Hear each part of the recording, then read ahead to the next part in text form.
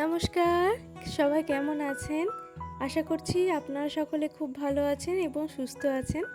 একটু আড্ডা আরও একটি নতুন ব্লগে আপনাদের জানাই অনেক অনেক স্বাগত। কার বাড়ির পোষা কুকুর এটি জানি না, গলায় দড়িও রয়েছে, মানে বাঁধা রয়েছে, হয়তো কারো পোষা, জানি না কোথার থেকে এসেছে। মহাকালের বাহন হলো এই কুকুর। আর আজ হলো শ্রাবণ মাসের দ্বিতীয় সোমবার। তো চলে এসেছি এখন সন্ধ্যাবেলায়। আজকে এখন বাজে ওই সন্ধ্যা 7টা মতন। সন্ধ্যা হয়ে গেছে, সন্ধ্যা দেওয়াও হয়ে গেছে, আর তারপরে সন্ধ্যার টিফিনের ব্যবস্থা হচ্ছে। এই যে আজকে একটু সিঙ্গারা নিয়ে আসা হয়েছিল, যেহেতু সোমবার নিরামিষ, তাই মিষ্টির দোকান থেকে সিঙ্গারা আনা হয়েছিল আর তার সাথে মুড়ি।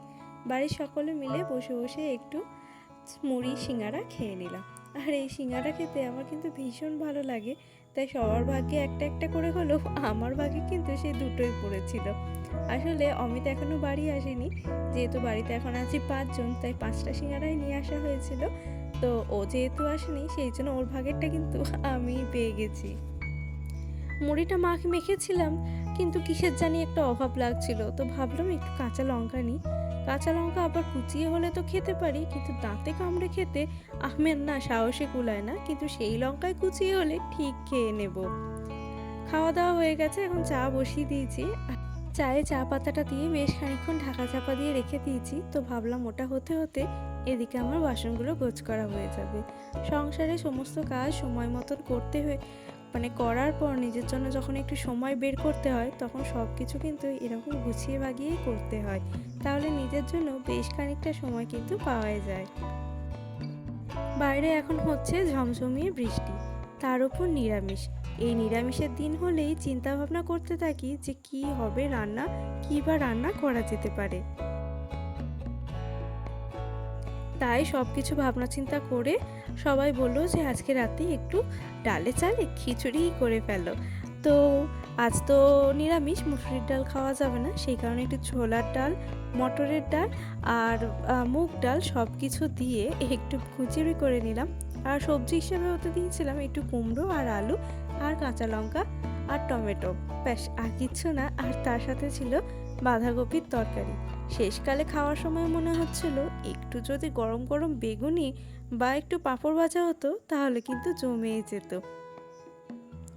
এখনকার বাঁধাকপি না খেতে না একদমই ভালো লাগে না, সেই কারণে একটু ভাপিয়ে জলটা ফেলে দিয়েছিলাম।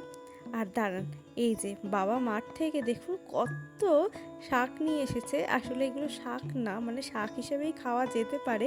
এগুলি হলো আসলে কুলেখাড়া পাতা। আর এই কুলেখাড়া পাতা শরীরের জন্য ভীষণ উপকার। কুলেখাড়া খেলে যাদের শরীরে রক্ত কম আছে, তাদের জন্য কিন্তু এই পাতার রস খাওয়া খুবই উপকার। কিন্তু এত পাতা নিয়ে এসেছে যে এগুলো শেষকালে ভাজা বা শুক্তো বা বেসনে চুবিয়ে বড়া, পকোড়া যেটা বলে আর কি, সেটা খেতে কিন্তু ভীষণ ভালো লাগে। আর সত্যি কথা বলতে শাক বাছাবাছি করতে আমার প্রচণ্ড বিরক্ত লাগে। জানি না, এখনো পর্যন্ত তো করতে হয় না, মাই করে নেয়। আর আজকে তো দিদা আছে বাড়িতে, তাই দিদা দেখুন এত শাক সব এক নিমেষেই বেছে ফেললো।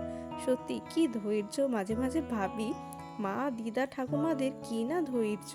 আর এই শাকের মাঝে ছিল বেশ কয়েকটা শুশুনি শাক, তো দিদা এই শুশুনি শাকগুলোকেও আলাদা করে রেখে দিয়েছিল। তবে জানেন তো, শুশুনি শাক খেতে কিন্তু আমার ভীষণ ভালো লাগে। আর এই শুশুনি শাক খাওয়া খুবই উপকার। যাদের অবশ্য ঘুমের সমস্যা আছে, ঠিক মতন ঘুম হয় না, এই শুশুনি শাক খেলে কিন্তু ঘুম হয় খুব সুন্দর। দিদার শাক বাছা দেখতে গিয়ে তো বাঁধাকপি খানিকটা তলায় ধরেই গিয়েছিল।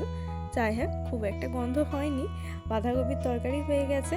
ভাপানো ছিল বলে তরকারিটা তাড়াতাড়ি হয়ে গেছে, কিন্তু শীতকালের দিনে এই বাঁধাকপি রান্না করা আর চিকেন রান্না করা কিন্তু এই একই ব্যাপার, বেশ খানিকটা সময় লেগে যায়। আর এখন চাপিয়ে দিলাম খিচুড়িটা। আবার কি, খিচুড়িটা হয়ে গেলেই মোটামুটি রান্না কমপ্লিট। আর মাঝে মাঝে এসে নেড়ে দিতে হবে, কারণ এটা হলো আলো চাল, তলায় ধরে ধরে যাচ্ছিল। তো আজকের ব্লগটা কেমন লাগলো বন্ধুরা, অবশ্যই কমেন্ট করে জানাবেন। ভালো লাগলে একটা লাইক করে দেবেন, আর প্লিজ সাবস্ক্রাইব করে আমার এই ছোট্ট পরিবারের পাশে থাকবেন। আবারও দেখা হবে আপনাদের সাথে পরের দিন নতুন একটি কোনো ব্লগে। আজকের মতন টাটা, সবাই ভালো থাকবে।